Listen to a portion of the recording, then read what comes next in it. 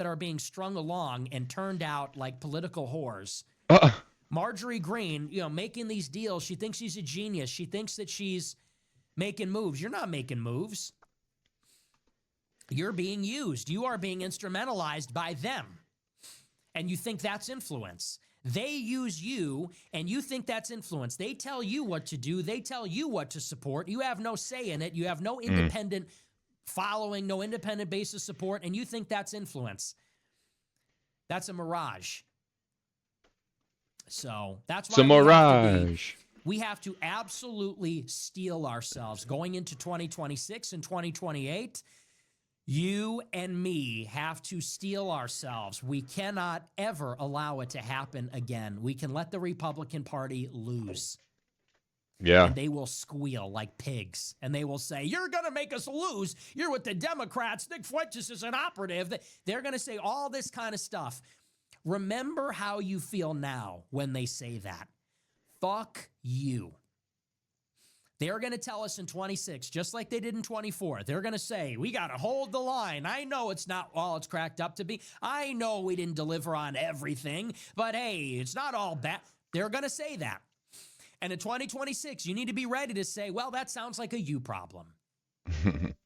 That sounds like a you problem. Republicans can't afford to lose the House. You're going to have to say, that sounds like a you problem. You should have thought of that when you put together this big, beautiful bill, and it was a piece of shit legislation. You should have thought of that when you didn't deport 2 million people in 2 years. You should have thought of that when you brought in those 600,000 Chinese students. Do those people vote? You should have thought of that when you said you need 600,000 Chinese students to pay the universities. Are the universities going to vote? Go ask them for their vote. Go ask the 600,000 Chinese students for their vote. Go ask the Ivy League universities for their vote, because you're keeping them in business by doing that. Go ask the illegal immigrant farmers and the illegal immigrants that work in hospitality. Go ask for their vote, because you protected their right to live here illegally. Well, that's who you're looking out for. So what are you talking to me for? You're telling me Republicans are going to lose? That sounds like a you problem. Go tell the people you actually defend. Go talk to Elon Musk. Go talk to Sam Altman. Go ask to Ken Griffin. He's go pissed. Talk to BlackRock and Blackstone. You go and talk to them. Larry Fink.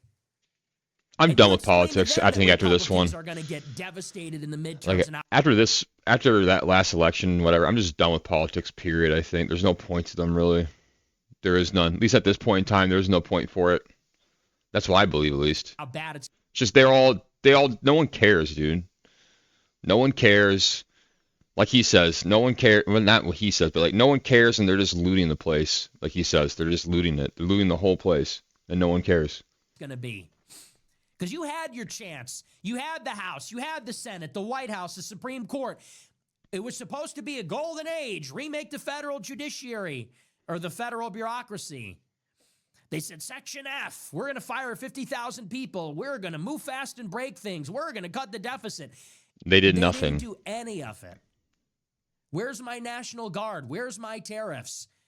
Where's my austerity? Where's my savings in waste, fraud, and abuse in the deficit? Where's my mass deportations? Where's my America First labor policy? Where the fuck is it? You come back asking for more? You come back asking for another vote in 26? And if I say no, that's my fault? I'm the problem? And they'll do it again in 28.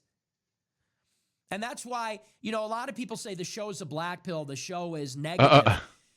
I need it's a you realist. to feel this. I need you to feel it in your bones. I need you to feel it in your heart. You have been betrayed. Yeah. This is treachery. I wouldn't say it's black pill, just being real about it. Everyone else is like saying, it is going well for them. A bunch of conspiracies and a bunch of bullshit. They are giddy. For your money and everything else, Tucker and Candace told you to vote for Trump. Are they hurting? No. They're making more money than ever. Tucker just bought a new house in Doha. Candace Owens cannot contain her joy. She told you to vote for this nonsense. Trump and all of his cronies made probably billions of dollars off of the Trump shitcoin. How are you doing? How are you handling the increase in Netflix and Disney Plus subscription costs? How are you handling the increase in prices across the board? That's great. 4.5%, 5% interest rate on a mortgage. How are you handling that? Oof. Did you use buy now, pay later for Black Friday? Do you feel like we live in a safer, more white country with fewer immigrants than we did a year ago? Absolutely not. Oof. So you need to live in this. You need to, I'm not one of these people that's cheerful, rah, rah, rah. Hey guys, everything's fine. No, it's not fine and it's not okay. Everything sucks and it's not okay. And things need to change now. And they need to understand that if things don't change now, then we are ready to join them. We will hold their hand and we will walk into oblivion together. We will walk you down that road. Yeah. They say it's going to be your fault. It's your fault. We have been promised things for 10 years, and it's always just around the corner, just another election. We just need a couple more seats. I got off the hamster wheel. I stopped playing that a long time ago. I endorse no one yet. Yeah, I'm not done. As I said, I'm not voting. I'm pretty sure I'm not voting anymore till yeah. You fight for me. You promise me something. If you're some new guy, okay, now we'll talk. All these other people, you lost. So that's why I'm trying to really drill this home for you. Like, all it is marketing. All it is constant, ceaseless marketing. Email lists, subscriptions, watch the primetime thing. Hey, guys, sloganeering from Susie Wild. Hey, everything's actually fine. Really? For who? For Elon Musk, who's now worth $600 billion? For who? Bitcoin's at 85,000. No gains. Yeah, sink it. Anyway, so burn it all down. That's that. We're going to move on. We'll talk a little bit about Dan Bongino, but that's my rant about this whole Trump administration. How do we translate this into action? That's always the question. People always want to know, how do we change it? And I'll tell you how we change it. We have to get organized, okay? Separately, we are weak. Together, we are strong. This is just a basic principle. People say that's fascism. That's just true. And what we need is an American lobby. The Trump administration fears the Israel lobby. They don't want to upset the Israelis. Why? Because the Israelis have independent power. Ben Shapiro will not vote for Trump if he doesn't think Trump is pro-Israel. Think about that. Think about this for a moment. Why is the Republican Party afraid of offending Israel and Jews? Because Israel and Jews have power. But what does that mean? It means they have money. Money that buys television ads, newspaper ads, radio ads. It means they have position. They have positions of influence that they can use to influence the course of the election. And it's not just that they have power, but they're willing to use it for their own interests. I don't believe it, like I said. If Trump says, I don't support Israel, let's say he keeps every single one of his policies, but he doesn't support Israel. Do you think Ben Shapiro's voting for him? Honest question. Let's say Trump keeps every single one of his policies, but he doesn't support Israel. Is Ben Shapiro voting for Trump? Yes or no? Who cares about Ben Shapiro, dude? I haven't all know the answer heard that name in a long time. And he's going to Nor do I watch. I don't know anyone who even watches him. He's going to encourage his audience not to vote for Trump. There's a lesson in this. Take your own side. Take inventory of what you have. We have our vote. We have some money. We have some position. Use it in defense of your interests. And if somebody is not doing something for you, do not take their side. Do not support them. They are not entitled to it. They do not own it. They are not owed it. That is the difference. That is why black people are getting reparations in kind every year. That is why Jewish people are getting their end taken care of for Israel. That is why Indians and Chinese are getting their end taken care of, because they speak up for themselves. They use their resources for their own benefit. It is us stupid white people, stupid Christians that say, well, we got to hold the line. Well, we got to be team players. Well, we got to vote Republican. You got to get up and say, you know what? If there is no immigration moratorium, I'm not voting for Trump. I don't care how unpopular it is. I don't care how difficult it is. I'm not voting at all anymore. If he doesn't commit to an immigration moratorium, then we will not vote. Listen to them squeal. But you're not being a real Republican, but we can never do that, but that's impractical, but that'll never... You figure it out. You're running for office. You're running for Congress. You're running for president. You figure it out.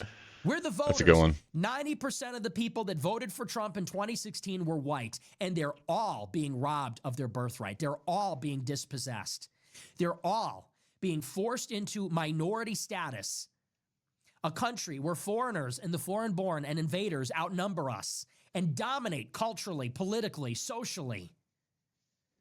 And Trump has been complicit in it. We have interests as a people. Let's start fighting for them. So we have to group up and we have to make it known and get the word out. These are our demands. They are simple. There is a short list of them. We do not want a war in Iran. We do not want a single net immigrant coming into the country. You work out the details. Otherwise, we're staying home, and you can take your chances. You figure out the fucking math on that. You figure out how to sell it to the American people. That's your job. But people weren't ready to do that last year. I hope that after this experience, you're ready to do it next year. I hope you're ready to do that in 2028, because that is what is required. We have to use our power. And let them sweat, let them panic, because these political people have made a lot of money. They have made a lot of money, and they live a pretty nice lifestyle, private jets and fancy hotels and fancy receptions and rubbing shoulders with the rich and famous and patrons. Who cares about that stuff? You couldn't believe. Lobbyist money like you couldn't believe. Who cares about that stuff, though? It doesn't matter. None of that stuff really matters, man. What do we have to lose? Would it be nice to have that? Yes. But does it really matter? No. It doesn't really matter. At the end of the day, having money and nice things, whatever, you need to take it with you when you die. At this point, people say, well, if a Democrat gets in, they're going to throw open the border. Brother, it's baked in. What do you think? A few million more immigrants is going to change anything? Honest to God, we're going extinct as a species. Mm-hmm. If there's not an immigration moratorium, you can cut it 10%, you can cut it 50%. It's time to get serious. Anyway, that's that. But I do want to move on. I want to get into Dan Bongino. You know what? I mean, that's just like everyone, they make good points. People are people, like they make good points. They also have bad points. And they also do, dumb things too and stuff like that. So it's like you take the good with the bad with the ugly, type thing. So. Okay. I just want to finish that real quick because I was still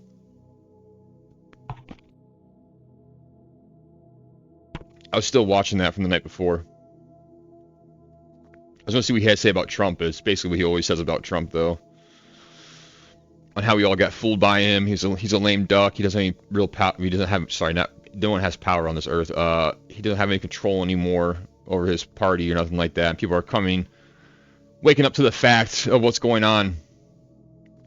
Even then, it's like